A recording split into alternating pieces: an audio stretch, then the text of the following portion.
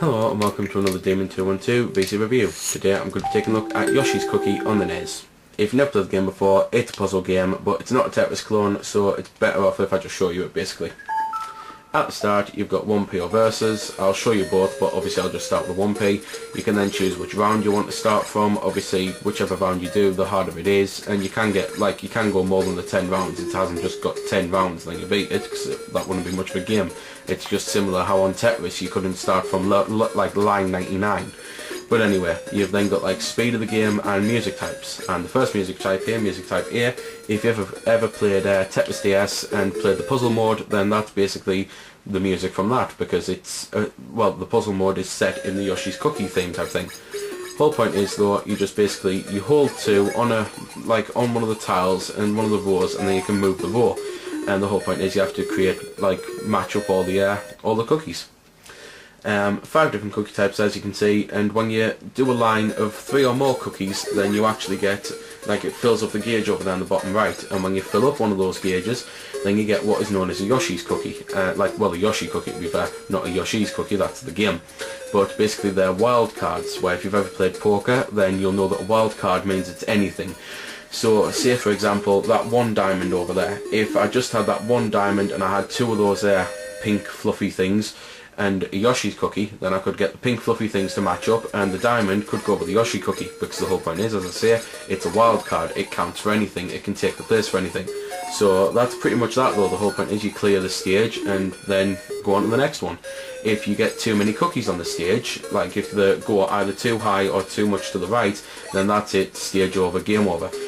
You basically hold one to speed up if you want to get more cookies on the screen, and I'm just doing that now just to basically show you obviously what happens when you end. You get a little warning tone there and things still slow down even if you hold them one, which is basically like a safety barrier type thing, but that's that then. So that's there. You've also obviously got the top, your score on the top right there and the likes, and when you die you can go on to a continue. So let's go on to the versus. Versus, pretty much the same thing. You've got the speed there, you've got the handicap, so which level you start on, which level they start on, stuff like that. You've got the music type, which again, obviously it's the same music. Then, before I start here, you've got the top there is like a little black box. Just underneath that you've got the 1 play time and the 2 play time. So that's your time limit of what you've got to do, how long you've got. If you don't completely move, then you fail, obviously, in that time limit. Just underneath that box is going to come up things like 1p blind, 2p blind, stuff like that. They're basically the attacks. I'll explain the attacks while they're on, but they're basically what attack you can do if you manage to get an attack. And then you've got your grid obviously, and to the right of them you've got your points gauge and stuff for how many points you've got and stuff like that. But the object is still pretty much the same. The whole point is you just fill up one of the lines and stuff like that. I'll have to very actually quickly do 1 and 2 play here. There we go, and anyway you do that.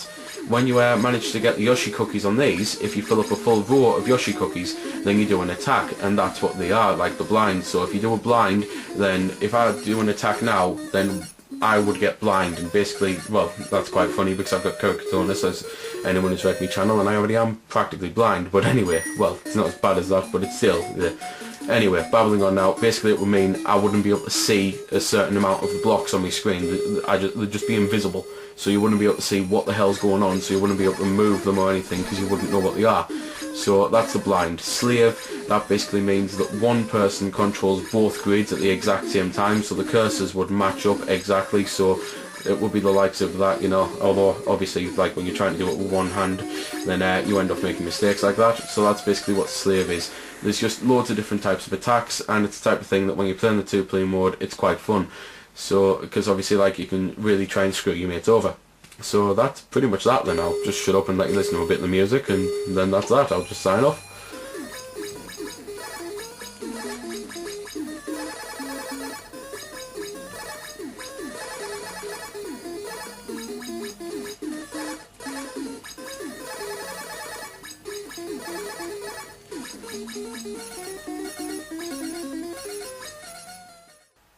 So there we go then. That's been the review. I hope you found it helpful.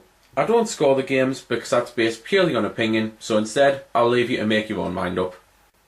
So thanks for watching, and if you've got any questions about the game that I didn't answer in the vid or that hasn't been answered in the comments, then feel free to ask and I'll help if I can. Also, if you did find it helpful, don't forget to check out my channel because there's plenty more like this up there, and don't forget to subscribe because there'll be plenty more to come as well. So until next time, this has been Demon212, signing off.